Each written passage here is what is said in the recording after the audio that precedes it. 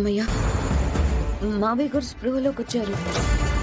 మీకోసం నేను దేవుళ్ళందరికీ దండం పెట్టుకున్నాను అంకుల్. నీ ప్రార్థన ఫలించిందమ్మా. మా చెల్లెలు పాతివ్రత్యం గొప్పదిలేండి. డాక్టర్, ఈయనకేం ప్రాబ్లం లేదు కదా? సిపిఆర్ చేయడం వల్ల ఈయన సేవ్ అయ్యారు. హర్షవర్ధన్ గారు, మిమ్మల్ని కాపాడింది చామంతి అండి.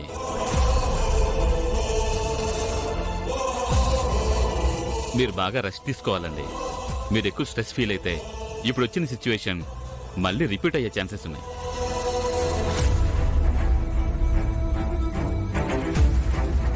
మేడం, సార్ని స్ట్రెస్ ఫీల్ అవ్వకుండా చూసుకోండి.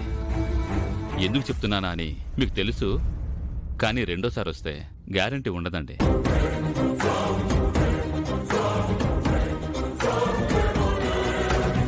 ఈయన విషయంలో చాలా కేర్ఫుల్గా ఉండండి. వీలైతే సార్ని దగ్గరుండి చూసుకోవడానికి ఒక కేర్ టేకర్ని కూడా పెట్టండి. అలాగే డాక్టర్. హర్షవర్ధన్ గారు, హెల్త్ ఇంపార్టెంట్. ఏది హార్ట్కి తీసుకోకండి. ప్రశాంతంగా ఉండండి. వస్తాను.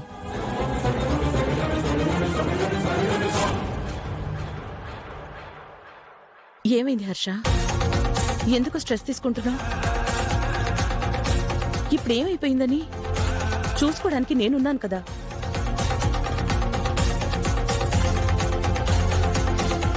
ఏంటి మావయ్య, మీకేమైపోతుందో అని మేమెంత పానిక్ అయిపోయామో తెలుసా?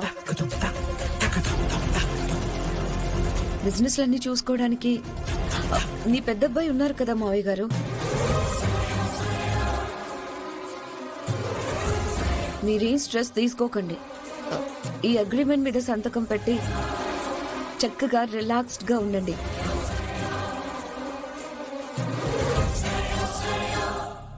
మిగిలిందంతా అరుణ్ సార్ చూసుకుంటారు.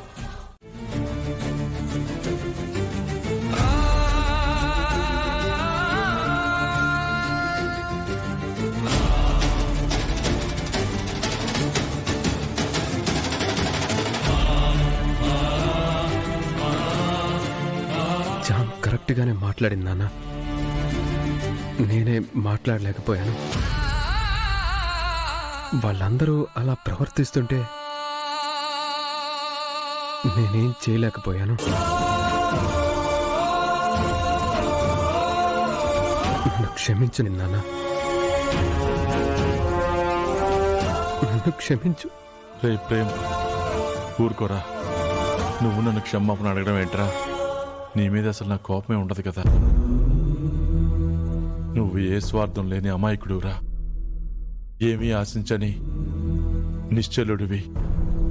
స్వచ్ఛమైన మనసున్న నా కొడుకువిరా. నువ్వేడవకు.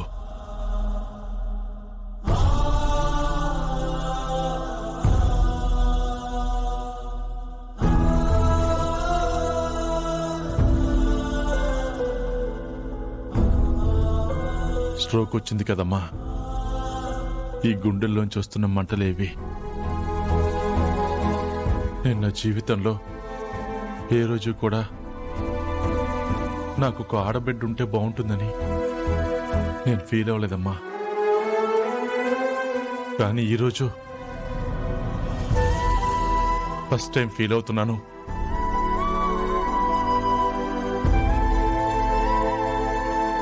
ఇంట్లో నా కూతురునుంటే ఈరోజు నీలానే నా తరపున నిలబడి ఉండేదమ్మా.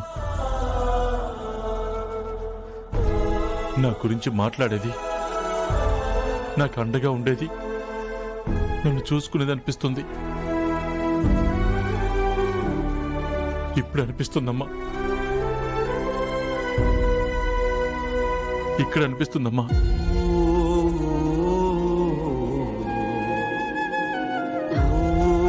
అయ్యగారు మీరు ఇలా బాధపడకండి.